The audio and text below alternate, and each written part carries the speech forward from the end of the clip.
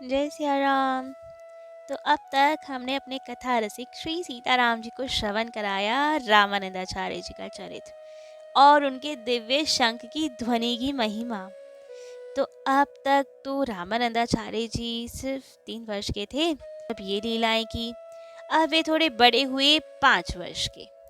जब रामानंदाचार्य जी 5 वर्ष के हुए तब से इनके पिता इन्हें श्रीमद् वाल्मीकि रामायण, गीता जी, भागवत जी ये सब श्लोक सुनाया करते थे। और इनकी तो मेधा शक्ति इतनी बढ़िया थी, इतनी उच्च थी कि एक बार श्लोक सुनते ही इन्हें कंठस्थ हो जाता था, याद हो जाता था। तो अब तो इनकी प्रतिभा ऐसी है कि इन्हें सारे श्लोक उनके अर्थ कंठस्थ होने लगे। इसका परिचय कैसे मिला सबको? जब ये 7 वर्ष के हुए। जब ये 7 वर्ष के हुए तो एक बार महाकुंभ लगा। सब लोग प्रयाग कुंभ में गए और वहाँ बहुत ही उच्च उच्च विद्वान थे। उनकी एक सभा थी।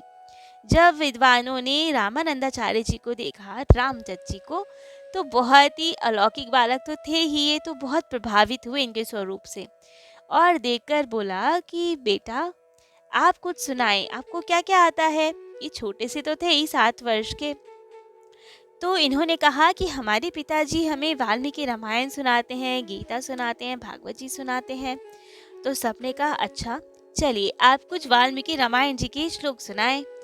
तब तो इनकी प्रतिभा ऐसी, इन्होंने वहीं पे पूरी वाल्मीकि रामायण सुना दी। इन्हें पूरी वाल्मीकि रामायण कंठस्थ, 7 वर्ष के बालक को। अब तो ये देख के सभी चकित। अब तो विद्वानों ने कहा कि आपको केवल याद है कि पता भी है, समझ भी है इसकी। तब तो इन्होंने रामायण जी के रहस्यों को भी सुनाना स्टार्ट किया और सदुपदेश भी देने स्टार्ट किए। तब तो सबने समझा कि ये तो अवतारी बालक है, कोई अद्भुत अलौकिक बालक है। और सबके निश्चय हुआ कि ये तो आगे चल के जगत गुरु होंगे। और सबने इनकी प्रतिभा मांगी और खूब आशीर्वाद किए, खूब प्रशंसा की इनकी। जब ये 8 वर्ष के हुए तब माघ शुक्ल द्वादशी को इनका यज्ञोपवीत हुआ। यज्ञोपवीत उपनयन विधि में इन्हें पलाश दंड दिया और काशी पढ़ने के लिए भेजा गया। ये एक विधि होती है जो पहले सनातन धर्म में गुरुकुल की परंपरा थी तब होती थी। उपनयन होता था और पलाश दंड सन्यासी वेश में बालक को गुरुकुल भेजा जाता था विद्या अध्ययन करने के लिए। परंतु कलयुग में अब ये विधि नहीं होती, अब तो स्कूल होते हैं। और उस वक्त भी ये विधि केवल नाम मात्र की रह गई थी रामानंदाचार्य जी के समय। नाम मात्र की कैसे कि उपनयन संस्कार होता था, दंड आदि दिए जाते थे और बालक को कहा जाता था कि आप पढ़ने जाओ। और बालक को बस एक दो गलियों में घुमा के लिया है थोड़ी देर और वापस बालक घर में। और जब वे थोड़ा बड़ा हो जाता था उसके बाद उन्हें गुरुकुल भेजा जाता था या विद्या अध्ययन के लिए भेजा जाता था।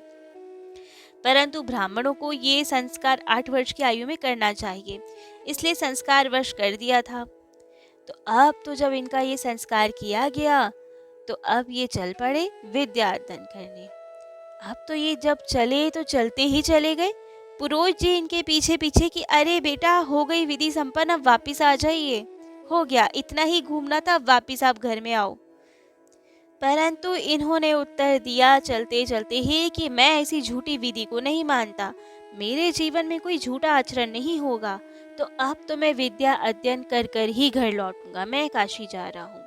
सबने बहुत समझाया, सारे पुरोहित आ गए, माता पिता आ गए, इनके साथ चलते जाए, इन्हें समझाते जाए कि ऐसे ही होती है ये विधि, आप घर में रहें, जब आप बड़े हो जाएंगे तब आपको भेजा जाएगा।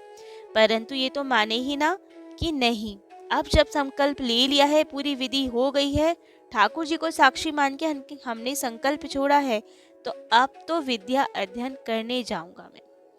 जब ये नहीं माने तो माता पिता क्या करते? अब इकलौती संतान थी, कैसे इतने छोटे बालक को भेज दे? तो अब माता पिता भी इनके साथ काशी की ओर चल दिए और ये प्रयागराज से पैदल काशी की ओर आए। वहाँ पे इनके मामा जी थे ओमकार शर्मा, उनके संरक्षण में ही इनका विद्या अध्ययन स्टार्ट हुआ। और बहुत ही अल्प समय में, अब स्वयं तो राम जी ही थे ना ये, तो बहुत ही अल्प समय में इन्होंने सारा अपना अध्ययन सर्वशास्त्र में ये पारंगत हो गए। अब विद्या अध्ययन का फल तो विवेक की प्राप्ति है, वरना विद्या बिनु विवेक उपजाए, श्रम फल पड़े किए अर उपाय। अगर विद्या से विवेक ही उत्पन्न नहीं हुआ तो केवल श्रम ही हाथ लगा, कुछ हाथ नहीं लगा। तो अब इन्हें विवेक हो चुका था, ये समझ चुके थे कि मानव जन्म क्यों मिला है। तो इनके मन में भक्ति वैराग्य ने बहुत स्थान ले लिया। परंतु माता पिता चिंतित कि इतना पुत्र वैराग युक्त बातें करता है और वैरागी से दिखता है, तो कहीं ये बाबा जी ना बन जाए। हमारी वंश परंपरा कैसे चलेगी, हमारा नाम कैसा रहेगा संसार में। तो अब माता पिता ने ठाना कि इनका विवाह करना है। इन्होंने मना किया, परंतु माता पिता ने शांडिल्य गोत्र में उत्पन्न एक कन्या माधवी, उनसे इनका विवाह निश्चित कर दिया। निश्चित करने के बाद माता पिता ने घर आके इन्हें बताया कि आपका विवाह निश्चित कर आए हैं। तो इन्होंने भक्ति ज्ञान वैराग्य की श्रेष्ठता का प्रतिपादन करते हुए समझाया कि हम तो आजीवन नैष्ठिक ब्रह्मचार्य व्रत लेकर ही रहेंगे, हमें विवाह नहीं करना। परंतु माता पिता तो माने ही ना, और ये क्या करें। तब इन्होंने एक लीला की। ये माधवी के स्वप्न में पधारे, जबकि कभी देखा नहीं था उस कन्या को भी, ना उस कन्या ने इन्हें देखा था। ये उनके स्वप्न में पधारे और एक दिव्य स्वरूप में दिखे और कहा कि आप श्री रामानंदाचार्य जी को पति स्वरूप में न देखें, उन्हें गुरु बुद्धि से देखें, गुरु स्वरूप माने। और तो उन्हें ज्ञान की वैराग्य की बातें समझाई। तब तो वे कन्या का भी ज्ञान जाग उठा। उन्होंने अपने माता पिता को स्वप्न की सारी बातें बताई और कहा कि हमें अभी काशी जाना है और दीक्षा प्राप्त करनी है।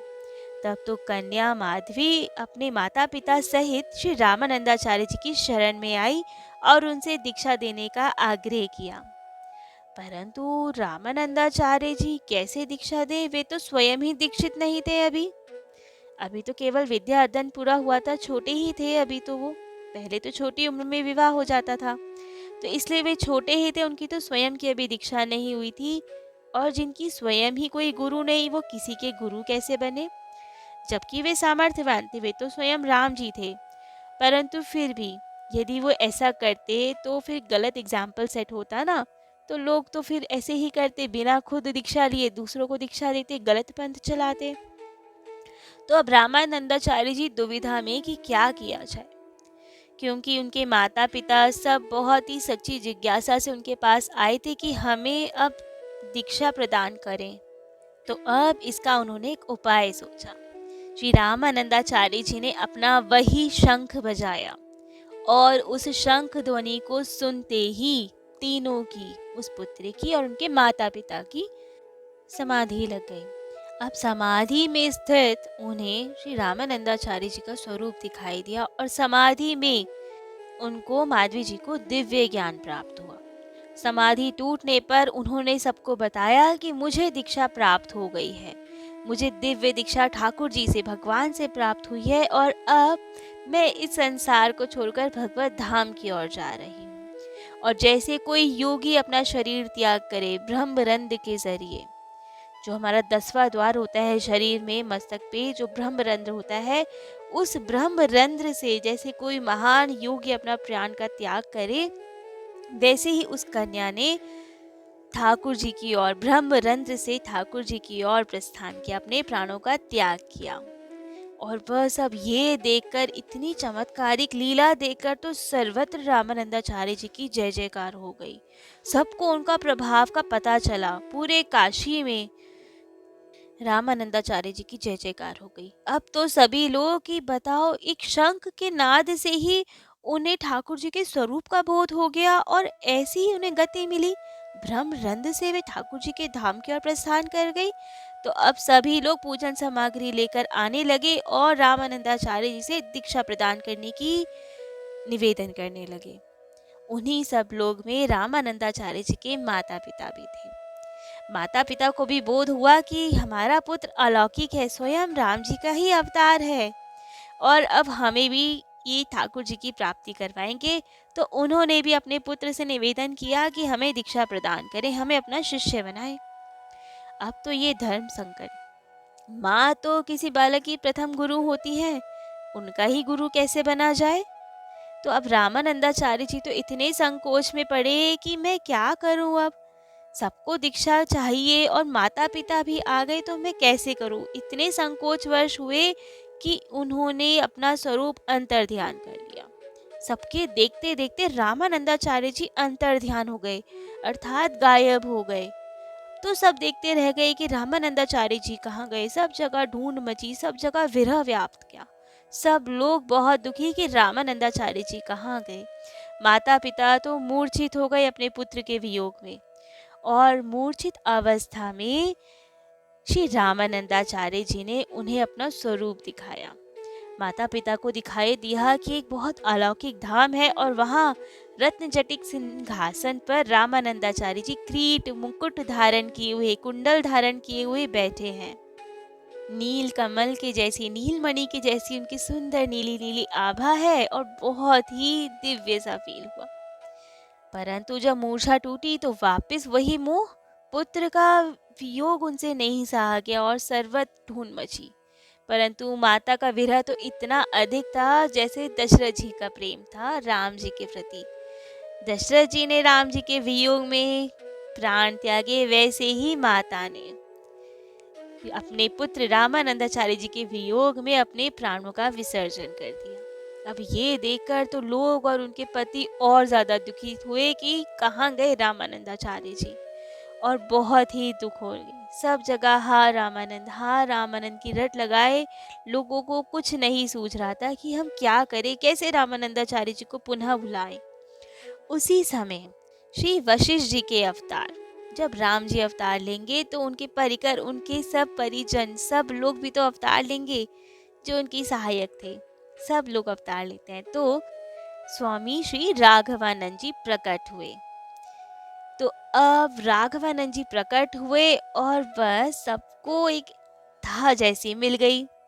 सब लोगों ने अब संत भगवान को देखकर उनके चरणों में निवेदन किया और अपनी सारी व्यथा सुनाई कि कैसे रामानंदाचार्य जी यहाँ थे और अचानक सबके देखते ही देखते वे गायब हो गए और हमसे उनका विरह नहीं सहा जा रहा है। हम जान गए हैं कि वे स्वयं ठाकुर जी के अवतार हैं, परंतु अब वे कैसे मिलेंगे हम।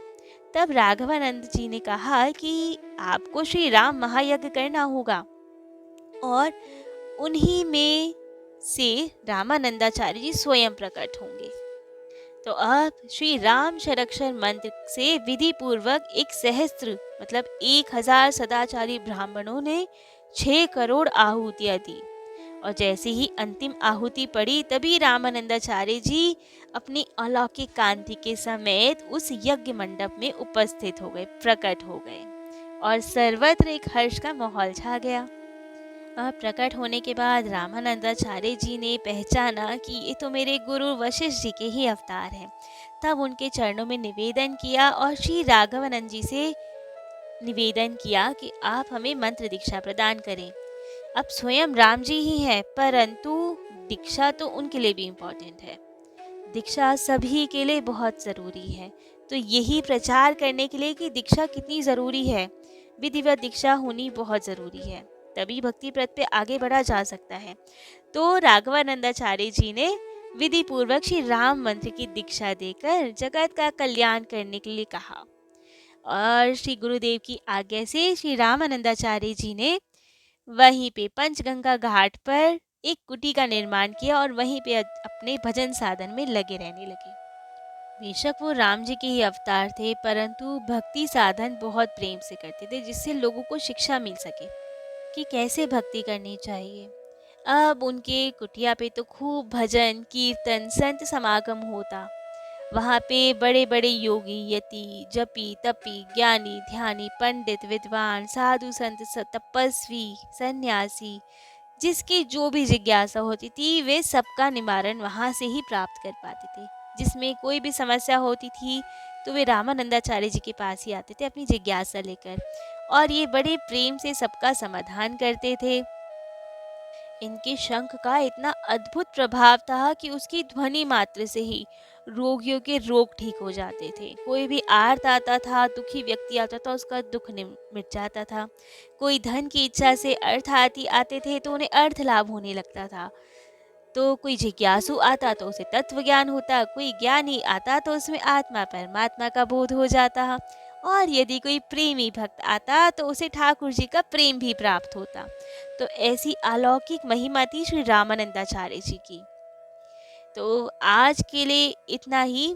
इनकी आगे की और अलौकिक लीलाएं कल श्रवण करेंगे। जय जय श्री सीताराम।